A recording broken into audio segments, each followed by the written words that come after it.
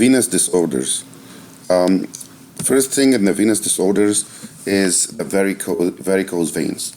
And varicose veins basically means that superficial veins, specifically in the legs, will become dilated, irregular, and tortuous. Tortuous means it's not straight. It's like going zigzag shaped or something. If you ever see this before, like in the back of the leg specifically, you see the veins blue that are dilated, looks bigger than normal and looks irregular. And there are several reasons for that to happen, but the most important or the most common cause is increased pressure within the veins. This is the most important one. This will be followed by a problem in the valves or something. If you remember, the valves will allow the blood to go up against gravity. When the blood goes up against gravity, it doesn't go down because the valves are intact. If something wrong happened to the valves, the blood will go up and then go back down, and it will stay in, dilating the veins, and it will become irregular. So other factors will be familial tendency. Some people it runs with families that they have veins that the wall can dilate easily. It's kind of weak. Body mass also affect that. If this obese people, parity, if this lady delivered a lot of several times, the veins will be congested all the time, and this can lead to also to varicose veins. Weightlifting is another factor, risk factor, because weightlifting will usually increase the intrathoracic pressure, which is going to congest the veins. One of the problems that can happen with the varicose vein is if ulcer occur on top of the varicose veins and on the part that have the varicose veins. This is called the varicose ulcer. And the varicose ulcer is something that's hard to heal, slow to heal, because the edema that's surrounding the area will compress the blood, the arteries, so blood supply will decrease to the area, and any ulcer happen in this case, it will stay for longer time. Treatment for varicose vein elevate the legs so that the blood does not stay in the veins, causing problems like pain and causing stasis of the blood in general can lead to blood clot, which in this case is called the DVT or deep venous thrombus. There are special stockings that can be used for this to compress the veins so it does not dilate as much. And there are other treatments, including the surgical repair and other things. This is how it looks like. It will be like this: tortuous, coarse, dilated, and so on.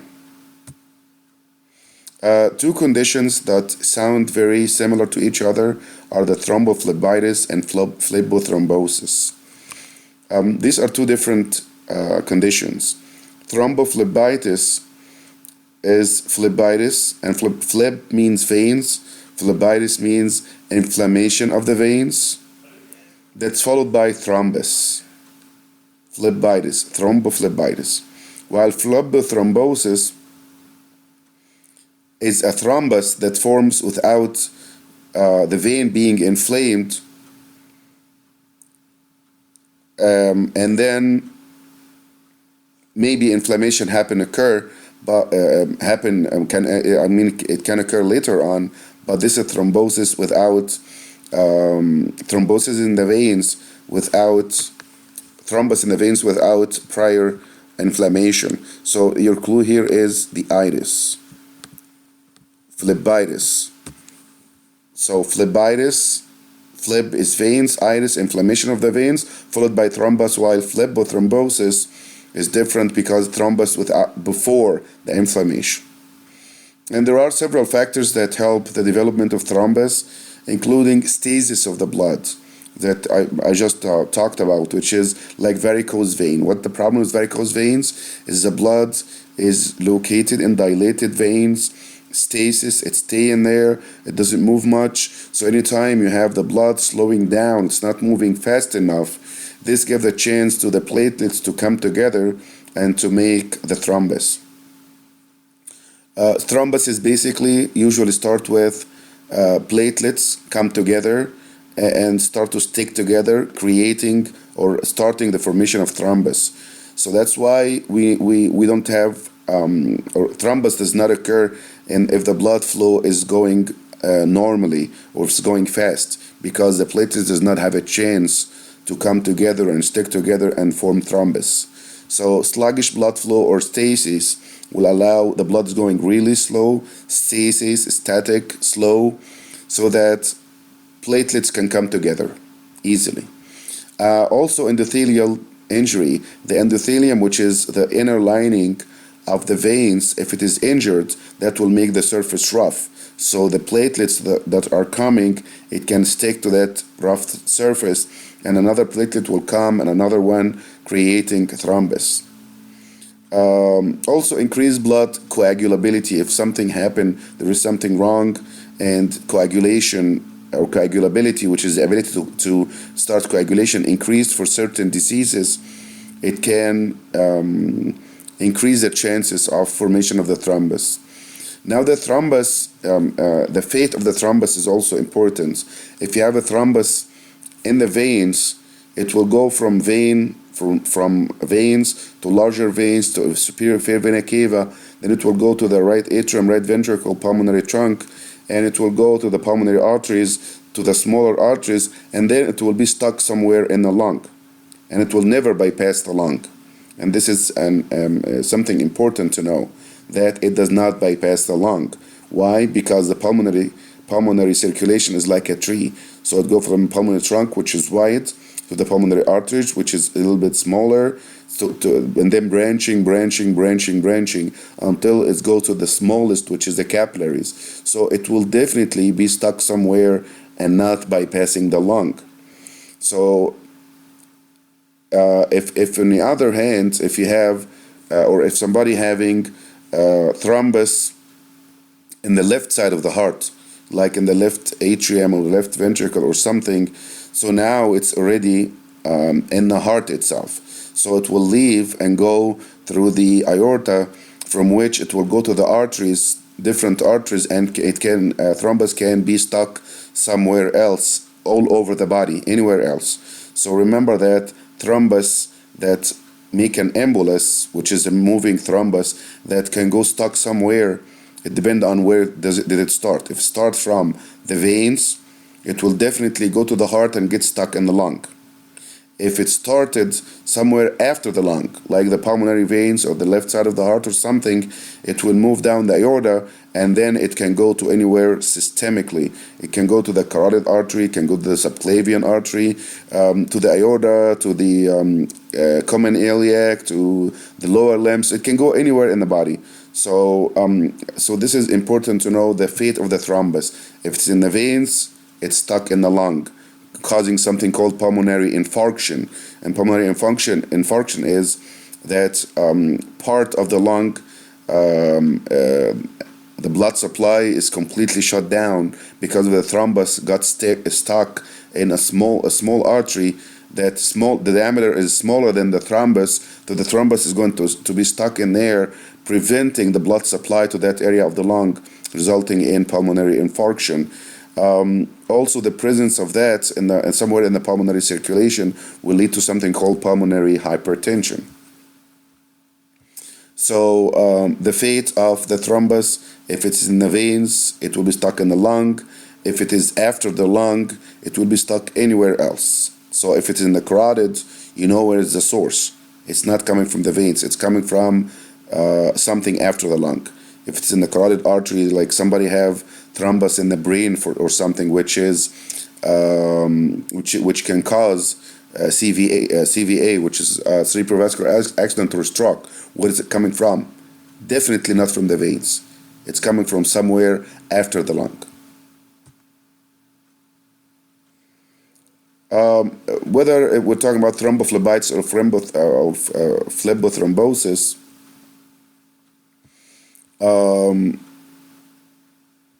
The signs and symptoms usually nothing is actually felt until later on you start to feel some burning and tenderness in the legs, and other signs due to the inflammation, which is the regular stuff like fever, leukocytosis. The complication will be the pulmonary embolism that I just talked about, because phlebothrombosis, the thrombus form in the veins, thrombophlebitis, but phlebothrombosis, thrombus in the veins without inflammation, before the inflammation. Thrombophlebitis is thrombus after the inflammation. In both cases, there is thrombus in the veins anyway. And as I explained, it will go to the right side of the heart and it will get stuck in the lung, and this is called pulmonary embolism. Any systemic embolism, which is anywhere else, it cannot be in the veins. It should be somewhere after the lung, pulmonary veins or left side of the heart or something. The inflammation of that is some exercise. You're not really treating much, but exercise to improve the circulation in that area. Elevation of the legs, so there will be less stasis of the blood, so less compression on the veins. Anticoagulants, this is as a prophylaxis to prevent the coagulation and to prevent the formation of thrombus, or at least to prevent further formation of another thrombus. If in certain cases, maybe surgery will be needed. Now the next part is shock, and the shock is basically severe reduction of the blood pressure. This can be due to different reasons, and we discussed how the blood pressure is controlled, and I mentioned that it can come from the heart, that decrease cardiac output will decrease blood pressure. Blood volume, when the blood volume decrease, it will result in reduction of the blood pressure. The next factor will be the diameter. The increased diameter will decrease the blood pressure. We discussed that previously. So what's cardiogenic shock? Cardiogenic shock is something like heart failure or something like that. If the heart was unable or failed to maintain adequate cardiac output, that will result in severe reduction of the blood pressure, which is cardiogenic shock. So it's a shock that's resulting from a problem in the heart, generated from the heart. Hypovolemic shock, if something happened like severe hemorrhage or something like that, that will lead to severe reduction of the blood volume, and we talked about this. Reduction of the blood volume will result in severe hypotension, which is shock. So in this case, you call it hypovolemic shock. Other types of shock are mainly due to vasodilation, which is the next part. Disruptive, vasogenic. Vasogenic is the blood vessels dilate for some reason, like a condition that leads to vagal stimulation, which is the parasympathetic, or other things, that anything that will lead to severe dilation of the blood vessels will result in severe reduction of the blood pressure. Neurogenic shock is another way, which is the disturbances in the nervous system leads to vasodilation. Septic shock, it's due to sepsis, and sepsis is coming from infection. So some sort of infection that lead to severe dilation or dilation of the blood vessels, leading to reduction of the diameter of the blood vessels, reducing the blood pressure. Anaphylactic shock is something else. Anaphylactic shock is due to anaphylaxis, and anaphylaxis is one type of or a type of allergy, severe allergy, like this person have severe allergy toward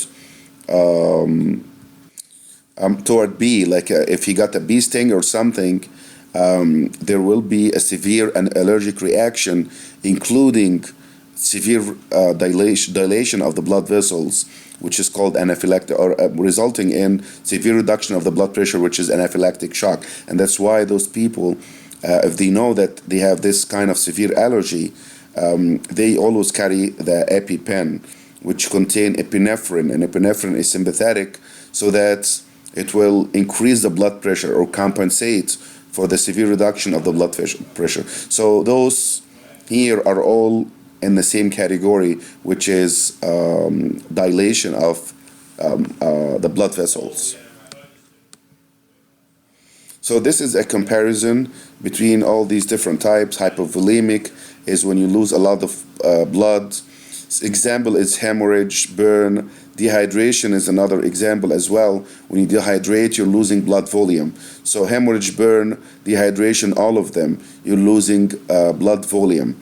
In burns, there is a lot of fluid that accumulates under the burned areas, which cause reduction of the blood volume.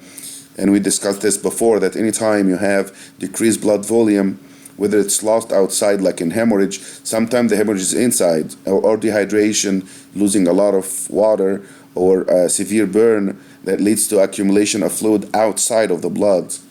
So all of this decrease the blood volume and result in hypovolemia, which is hypovolemic shock, which is severe reduction of the blood pressure due to decreased blood volume. Cardiogenic shock, something happened to the heart, leading to the heart unable to pump enough blood, which is severe reduction of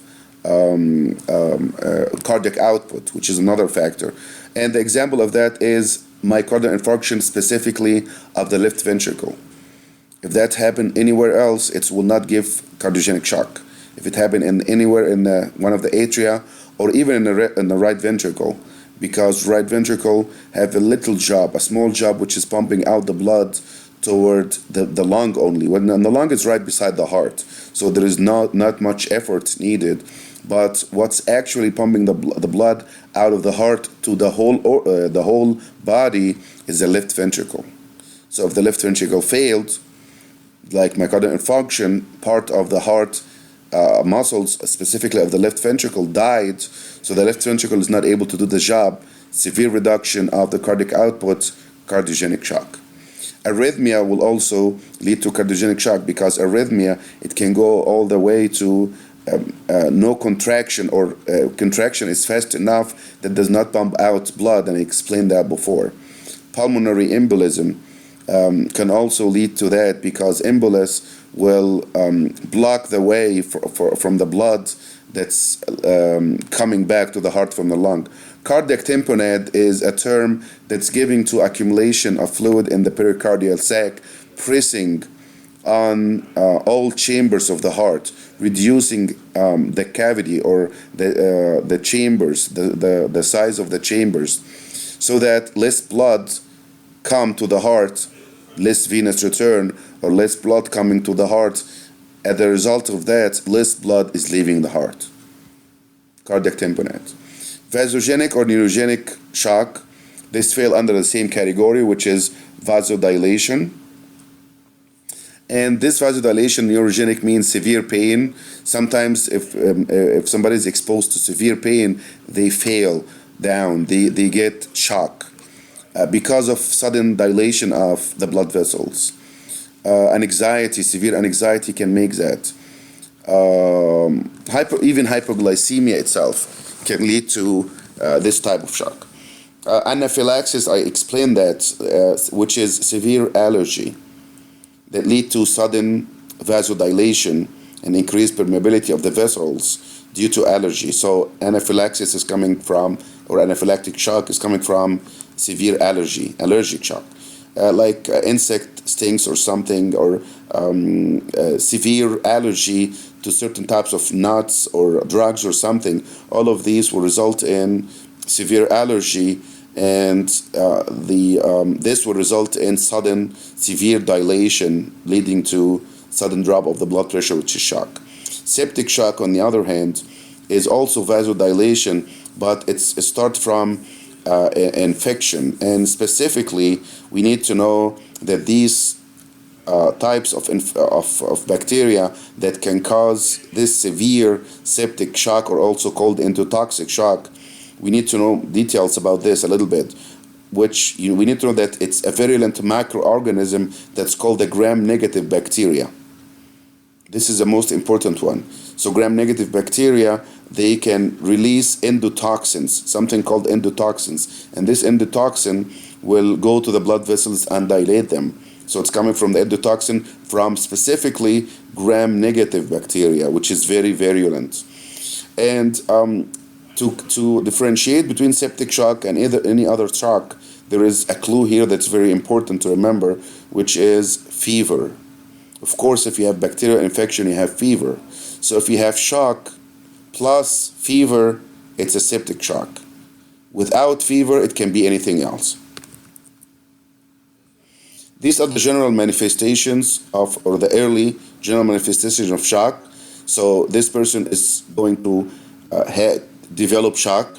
At the beginning, he will be anxious, pallor, lightheaded, and it can go, and also sweating and oliguria, all of these, and also tachycardia, and can go up to syncope at the end, which is they fell down because of the severe reduction or because of shock. The reason for all of those is the same thing, which is drop of the blood pressure. So blood pressure, when it drops, it will lead to anxiety because not enough blood carrying enough oxygen, so we become anxious.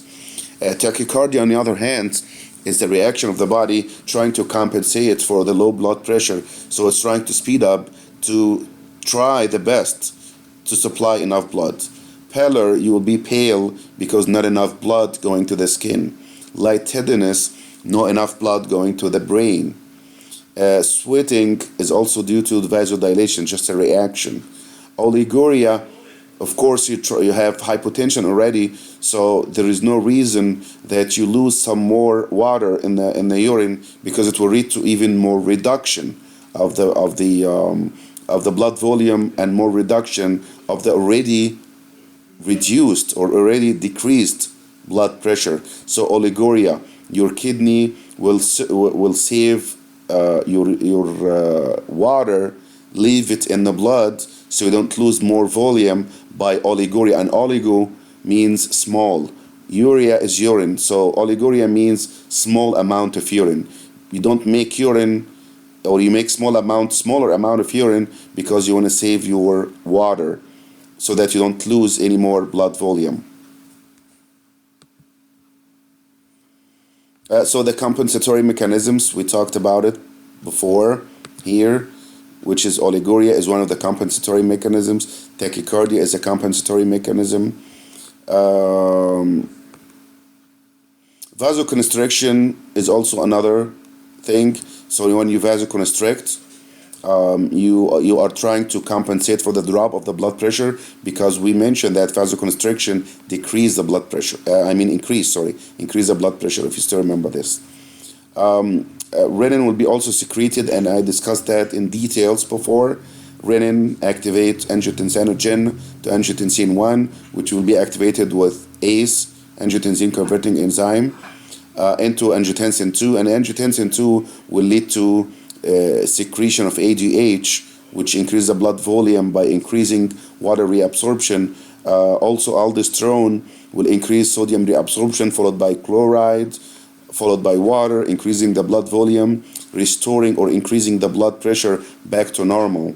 When renin is activate angiotensinogen to angiotensin 1 to angiotensin 2, this also leads to thirsty. You drink more water, you increase the blood pressure. We explained that before, I'm just reviewing it. And also vasoconstriction is one of the actions of angiotensin 2, and I explained that in details.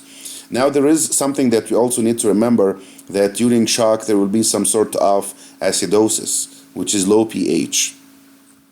Why the acidosis is happening? For two reasons. Number one, when we have shock, severe reduction of the blood volume, less blood go to the kidney. So the kidney will not get rid of hydrogen. So you develop acidosis. Normally the kidney get rid of or secrete hydrogen in the urine, which is acid. So if you don't secrete it, you keep it, which is acidosis. This is one thing.